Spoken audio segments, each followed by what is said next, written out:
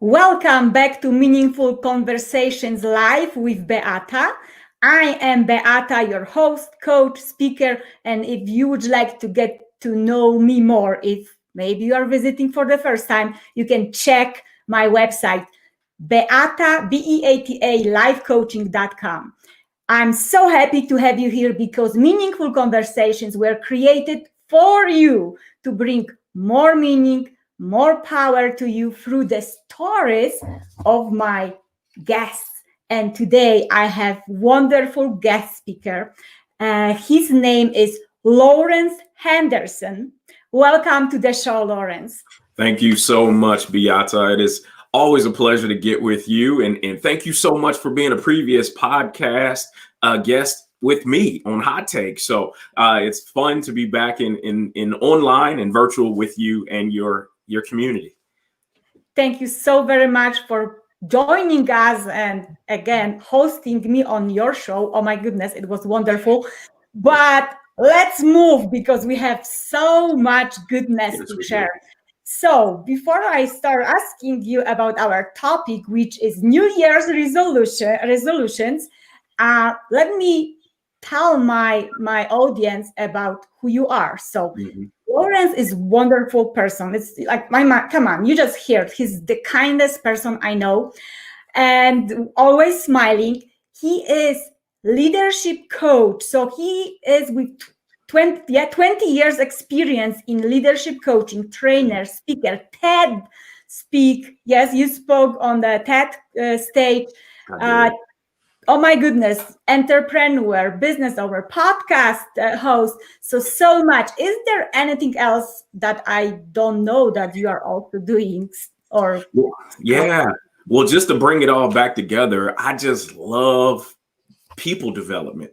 I just love people development. And so I thank you so much for offering this opportunity just to feed into the community. So that's only thing I want to be known for is being available to help people develop. I love it. And I know that you do it on a daily basis. Just one more thing that I want to add, that you started your career in leadership as a U.S. Army officer. Oh my gosh, what an honor. Thank you for your service. My pleasure. My pleasure. All right, let's go to the topic. Well, it's 2020. This year was tough. It was really tough for all of us. There's no probably one person who would say, oh yeah, it was a piece of a cake. Everyone was touched in some one or the other way. And some people could take it more lightly and some really hard. So even silly, maybe it's not silly, but we can say goals like our weight, yes, like maybe our fitness goals. I couldn't go to the gym. Home, come on, full of people, yeah, family, kids, dogs, cats, like, I just want to run away. So tell me, why anyone now, when we are close to 2021 and still don't know what is next, set any goals? What is goal setting about? Yeah, goal setting is all about creating intentional targets for yourself, which are totally different from those resolutions that people normally do towards this time of year. And how they're different is, I believe resolutions are kind of hopeful things. I hope this happens. And again, I think they were very well intended as it pertains to just trying to shift your mindset and different things like that. Whereas goals are something that you put on a wall, something that you write down, something that you desire to achieve. And like you said, just the acknowledgement of what type of year 2020 has been for a lot of people, right? Everybody's been experiencing this year differently. And you had a lot of stuff that you wrote down last January, February, and you may not think that you achieved some things, but I would challenge you there to go back and look at those things because you wrote them down, because you were intentional about meditating on them. I bet you got a better grade than you give yourself credit for. But as we think about going into 2020 or 2021, writing those things down or bringing things forward, so that, again, you can make some adjustments, you can flex as you need to. But I believe that's the difference between goals, and I believe that's the difference between resolutions. Goals, you need to write them down, because if it's not written, it's not real. Wow, wow. Write them down. And it's still important, even if it seems like, well, I don't know if we're gonna hit these goals again. So can you clarify more, why is the goal setting important, even during the times like we are living now in? Yeah. So just take me as a business owner, for example. 2020 was the first year that I went into full-time business ownership for myself. And so the goals that I had early in the year, even though at the time there was no identified pandemic, all things were being created equal, as a new business owner, there were still some obstacles. There were still some unknowns for me. There were still storms on the horizon that would blow me with the changing winds of entrepreneurship. And so you add a social pandemic, an actual virus and viral pandemic, in the world shifting. If I didn't write down a goal, I wouldn't have had an anchor or anything to look back on. And so what would have happened is, and actually, again, being honest, I was trying to wrap my arms around everything. And it was just like, well, let me go after this, or let me go after that, because I can do it. But I came to the realization, just because I can doesn't mean I should, because it wasn't in line with actually my business. But again, it was all my gifts, my talents, all the other things I could do, but it wasn't my goal. And so I had to go back and check in on what were the things that I actually wrote down. What were the things that I actually began planning to do in 2020? And it was when I went back and I got refocused on what those things were and why I wrote those things down.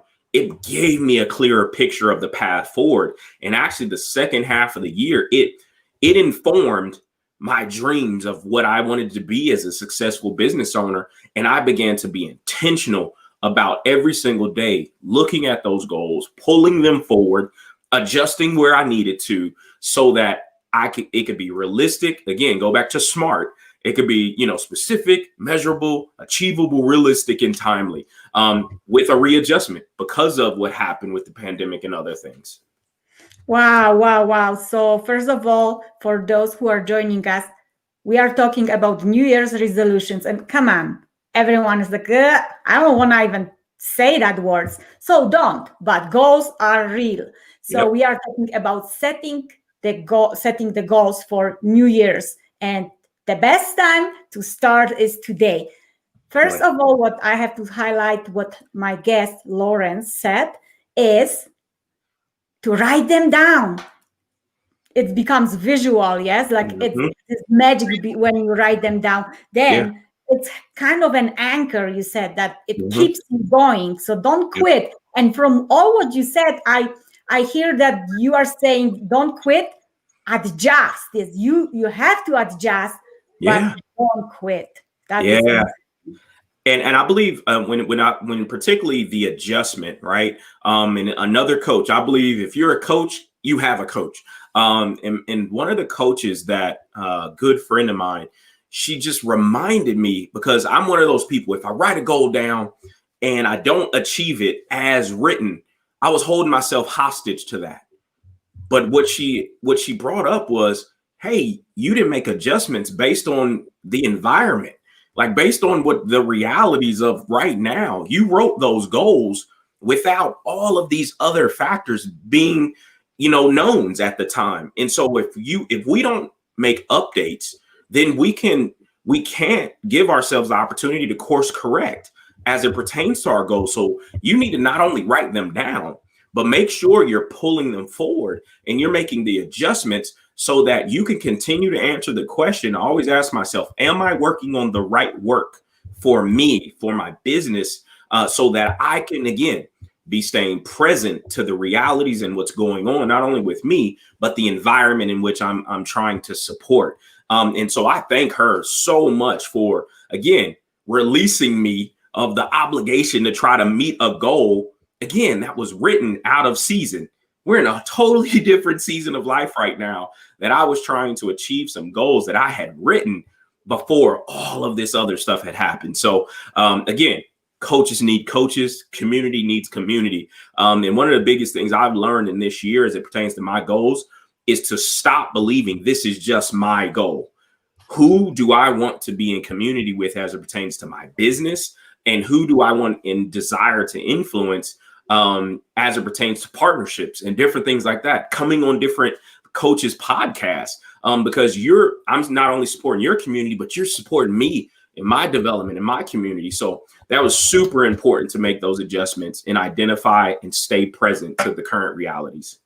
Wow. Make adjustment and move on. And I love your question. Am I really working on can you repeat it? Am I working on the right work? On the right work. I love it.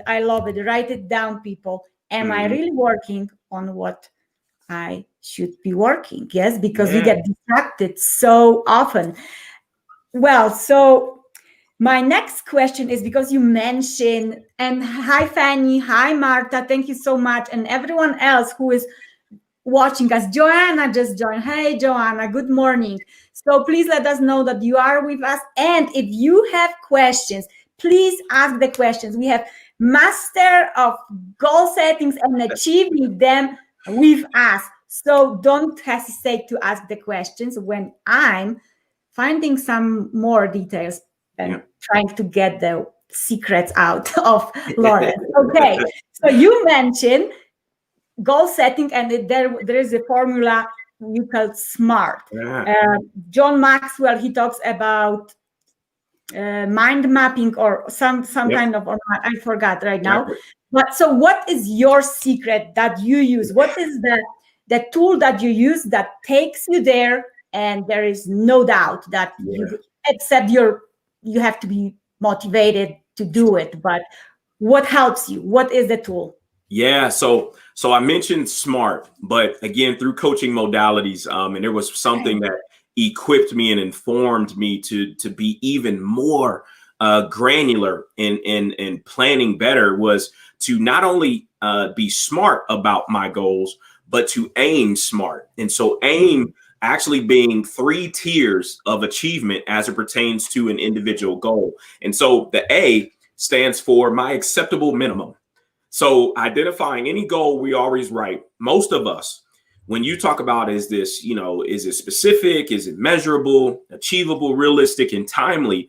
A lot of times that individual SMART goal is written in very large aspirational goals, right? Yes, it's specific. I want to make, $1 million this year. Is it measurable? Yes, I need to look at the bank account and see $1 million. But when you get to achievable and realistic, people begin to waffle. And that's why I believe some people don't actually finish their SMART goal, because they didn't have the front part of, they didn't aim smart. And so you have the acceptable minimum. What that says is, what are you at a very baseline level? What are you willing to do today? All right. What are you already doing? But you now say, I'm going to be disciplined and consistent with the acceptable minimum, right? No more. I don't need to get any more skills. I don't need to get any other things in my toolbox. I can achieve this goal based on what I have today. All right. So acceptable minimum.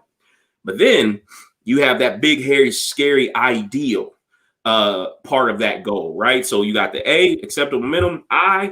This thing is big, hairy, scary. This is idealistic, right? If you will, this is there, but you need to identify what it is, because on the back end, the M is what's the manageable stretch, or what's that middle? What's that thing that I need to take an additional step of effort to make sure, or I need a Beata in my life. I need somebody from my community that's going to help me stretch, or I need a coach to help me with this kind of manageable stretch, right? It's just, instead you said going to the gym. Most SMART goals around the gym is, I'm going to go 7 days a week. Well, that's kind of idealistic if you haven't even been going 2. So what's a manageable stretch, right? You said, you know what, acceptable minimum, I walk once a week. Okay. Manageable stretch says I'm going to walk twice. Okay. That's good. So you get to 2. Now, when the 2 days becomes your acceptable minimum, what's the manageable stretch? 3. And so you need to aim smart, because again, at the end of the day, you need to be able to go back and check in on these 3 tiers. And by the time you get to that ideal, said, you know what? What's the why behind wanting to work out 7 days a week? Why is that goal that big for you from a fitness perspective? Where the big, hairy, scary could be, I want to lose 60 to 80 pounds, right? And then what you need to do is, now diet is included, all those other things as far as a goal. So you need to aim smart. That's my go-to. That's my go-to now. So each of my SMART goals, they have 3 tiers. They have 3 tiers. So I take very intentional, careful time with each of my goals. Wow, wow, wow. That is amazing. And to be honest, I don't think that I heard about AIM. Okay. Everyone I know think about SMART, but not AIM. So thank you so much for sharing that with us. And it's so useful. Yeah. Accountable, and what is it? A is acceptable minimum. Yep. Idealistic and manageable stretch. Oh, well, yes. We have to all stretch these days. Come on. First of all, our thinking, how we used to think, and adjust to what is. Woo. I tell you what, Beata, this season, I don't know about you. I feel like I've been stretching every day in 2020. And again, it had nothing to do with me saying yes to being a full-time entrepreneur. It's just been giving myself grace to just feel. And then on top of, I got to make money for my family. And so every day that I wake up, it's like, oh boy, what's going to hit me today? But I began to help myself reframe by checking in and, again, leading with grace, saying, what can I show up for and be happy, right? Give myself a grade like, hey, Lawrence, you know what, today, if 70 is the goal, then 70 is the goal. Instead of, I'm going to give 120% effort. Like, well, you can only give 100. Like, you only give 100, right? But what's acceptable for you today? And that was something that I never did in the past, was just to check in that frequently. But that's what I believe to move forward together. You're going to need to know how you're showing up, right? Checking in with yourself, self-awareness, self-management has been something I've been working with a lot of my clients this year, of how you're showing up. And again, leading with grace as it pertains to what we're trying to achieve, but ultimately having that why, right? Starting with why every single day. Wow, wow, wow. Oh my goodness. So many golden nuggets. Why are you here? Why you do what you do? Next is, what are you willing to do today? How are you showing up? And leading with grace. Whoa, come on. And it's all for free, people. Thank you so much for sharing with us that, oh my gosh, golden nuggets. Thank you so much. Well, so, all right, let's say that I know my why. I think I'm motivated. I want to do it, and I will write it down. But there is always this gap between, so I have to have belief. So the gap between belief and implementation. What do you do with it? What is your view on it? So there's a book I love that one of my training and development buddies introduced to me probably 4 years now, by Pfeffer and Sutton, called The Knowing Doing Gap. And so I love the question about the gap between knowing your why and knowing what to do, but then execution. And I always, when I write a goal down, the realistic for me, when I really look at the achievable and I say yes to that, but the realistic, if I say yes, I take realistic a step further, and I take realistic as it pertains to, do I have the tools to complete this task by myself, or do I need help? And I believe that gap is really, really founded, and it's steeped in you not actually having the resources to actually achieve that goal. So you actually never get started. And so that gap of knowing what to do versus when you actually do has everything to do with, do you have the resources? And so that gap potentially is resources. And again, just something that I found. And then you talk about a belief. People have no frame of reference to anybody or anything that makes achieving that goal real. And so when we think about goals, and again, we haven't achieved at the level in which that goal is saying we should. And so if I say I want to earn $1 million this year, I don't know anybody that's a millionaire. And so to even wrap my mind contextually around what that looks like, I have no point of reference. And so what that means to me is, and I said coaches have coaches. There's you brought up John Maxwell, one of my favorite authors. One of the first books that I put into my leadership library was the 21 Irrefutable Laws of Leadership. And the first law is law of the lid. And what that law insinuates is, if you're only around other people like you, your lid is capped. So what we need to do is surround ourselves with people that actually we can upskill with. And so in my goals, I ask myself a question. Am I surrounded by a community that can help me upskill to get to this goal? Or if we don't do that, all of our goals will be written at acceptable minimums. They'll only be written at the level of which we can achieve today. And you have to really ask yourself, is that really a goal? If I can achieve every single thing I want today, then why write it down? It's not really a goal. And so I'm always looking at manageable stretch. I'm always looking at how can I upskill? How can I continue to be a lifelong learner? But oftentimes I don't have the skill set. So I need to surround myself with the people that can help me upskill so I can actually achieve new things, new heights. And then you talk about that belief. I need to get around other people. When I don't have it, they do. So when you talk about being a high power coach, Beata, I need to actually hang around you. I need to come onto your I need to listen to your podcast of how you do it, how you attain these things so that I can upskill. And I believe that's really where that gap is. There's no point of reference. There's no frame of reference. And so people never get started. I love it. You nailed it. It's exactly what it is. Yeah. Yes, exactly. It's lack of action because there is lack of skills. Yeah. And then we are surrounded with same people doing the same stuff every single day. And then we expect different results. Hello. Insanity.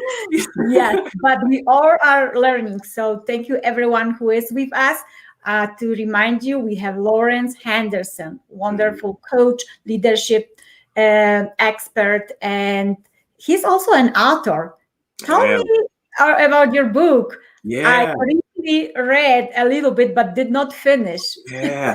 So my book, so Bridging the Gap, Life, Love, and Leadership. I got a little raw in that book. It was a book I wrote to get some things out of me. And it really talked about transition. It talked about me having to upskill. And it talked about self-doubt. And it talked about all of those things as I was transitioning from the U.S. Army into this civilian world, right? This unknown, if you will. And just that process for me, in which I created this wheel, this life agreement wheel, which really it was birthed out of me coming into life in the civilian world, thinking I knew everything, right? Thinking that I was going to land this job, I was going to get put on, and things were going to be all peachy. Well, that was until I got hit in the face, metaphorically, with a bat. And I just kind of stalled. My identity came into question of what I wanted to be. I was introduced to so much. I could do so much because, again, in the military, we were taught to be jack of all trades, master of none. So I was really good at a whole lot of things. But on this side of life, there was something that I had never answered for myself. I never answered the question about what did success look like for me. I Wow. never answered that question because, again, in the military, I was given a mission. I was given something to go achieve. But then it was all on me. And even though I had friends that had transitioned out successfully, they were veteran entrepreneurs, they were business owners. I never answered the question about what is my personal mission? What do I want to achieve? And it wasn't until I released myself to be personally successful is when when it all began to open up for me. And again, we always say as coaches, like energy attracts like energy. Yes. And I was at a very low place, and that's all I was attracting. And so again, it was all surrounded in me not understanding what was my purposeful foundational why. Wow, wow, wow. Yes, thank you so much. Why I brought your book here, because I think it's really, really related to our topic as well today, because the question that you just said, what does success mean to me? And when you are setting your goals, when you are setting yourself for success, you have to know what does it mean for you. Yeah. And it can happen in business, in personal life, and it can happen in any age, whatever age you are in. So that is wonderful. Thank you so very much. And I think from the book, I also learned that when you don't coach and don't serve, when you are just taking time for you with your beautiful wife, Yeah. there is someone else in your life, it's little furry baby Yeah. dog. What is Yeah. her name? Yeah, my little furry baby Chili. And my wife calls her my transition puppy. So the first year that I transitioned out of the Army, we had adopted this boxer mix from the Humane Society here in Greater Atlanta, and we hung out every morning. No matter cold or nothing like that, we just sat out in the back. And I think I created some bad habits in those early years. But that was my dog. She hung with me everywhere. And again, just being in that space and just allowing myself to be with this little crazy puppy was something that I didn't know how much I needed it. But I'm so glad that my wife allowed me that time to help me get clear and help me tap into the true parts of me. But then also allow me to bring this crazy puppy into the house, who today is probably sitting right outside my office door now, waiting on me to come out. Yes. Oh my goodness. I love dogs, and we also adopted a mix, and she is just really a leader here. She leads us, not the other way. And well, so I'm happy that we share the same love for dogs. Definitely. So you said that you really enjoy the time that you spend with your puppy and your beautiful wife. So my last question is, what has been the greatest gift or gifts in your life that you received, and how does it make you who you are today? Yeah. I know it's gonna sound cheesy, but the gift that keeps on giving is the day I got married in May 22nd, 2004. Still with my beautiful bride. We'll be hitting 17 years this coming May. And the reason why I say her, right? I'm not trying to get any extra points. She has access to all the bank accounts. So she get all the gifts she wants, but it's the gift of her honesty, of her love, of her chastisement, but being my best friend. And again, me allowing her to have my ear, to have her voice play in my head when I'm making family decisions. That is a gift. The gift of feedback, and her having the grace to know when I'm not ready for the feedback, and her giving me that space, but then not letting it sit and coming back to have those conversations with me. And what that's done as a business owner in this year has been invaluable, to where she'll get intuition, right? Coaches, and we always talk about intuition and discernment, whatever word you use, she knows in her knower when I'm processing some things, or when some things don't just sit right. She doesn't allow it to go by the wayside. She brings that stuff up. And again, to me, that is a gift that I have in my house with me. I keep telling her she's going to be a coach one day, get her certification and some other things. But that's my gift. That's the one that keeps on giving. And I'm so happy that you actually share this with us, and it's not cheesy, because I think there are a lot of people that they are getting divorced. They are having really tough times in their relationships, and you are just bringing the sign, the light that healthy relationship and happy marriages, it's possible. It takes work like everything else, but it's possible. Definitely. So thank you so much for sharing that with us. My really last question, we are running out of time and I don't want to keep you too long. What is the best way to find out who you are, how to maybe work with you and get to know you more? Yeah, so if you see my name, you can send me an email at Lawrence at bossconsultingllc.net, or send me go to my website, www.bossconsultingllc.net. If you love hanging out on LinkedIn, all you got to do is type in my full government name, Lawrence E. Henderson Jr. I'm the only one on LinkedIn. But then across social media, Facebook, Instagram, Twitter, at Boss Lab, Boss, BOSSLLAB. I would love to connect with you and continue building community. Thank you so very much. Wow, it was such a powerful session, because you shared so much knowledge that is practical and useful. So I'm really thankful. Thank you so much for being with us here today and for sharing your gifts with the world. So thank you. Thank you so much for sharing your platform and your community with me. I had a blast. Absolutely. So one more thing, and your book, where they can find your book? Yeah, you can find Bridging the Gap, Life, Love, and Leadership. You can find it on Amazon. And it's there. It's there for you right now. It's wonderful. Like when you start, it's like, whoa, is it true? Yes. So I really encourage everyone to reach out. So again, thank you so much, Lawrence. For everyone who joined us today, you didn't ask question live. Maybe you were shy, maybe not. I don't know. Now you have his, maybe you have, what I'm saying, you have Lawrence contact, so you can ask him directly, or you can ask me and we can still give you the answers. So please take all this knowledge and use it and start your new years, not with resolution, but with real actions. It's what is my wish for you today. Thank you for joining me. See you next Tuesday at noon Mountain Time with another great change maker. And just have a blessed day. Thank you so much. See you later, everyone. See you.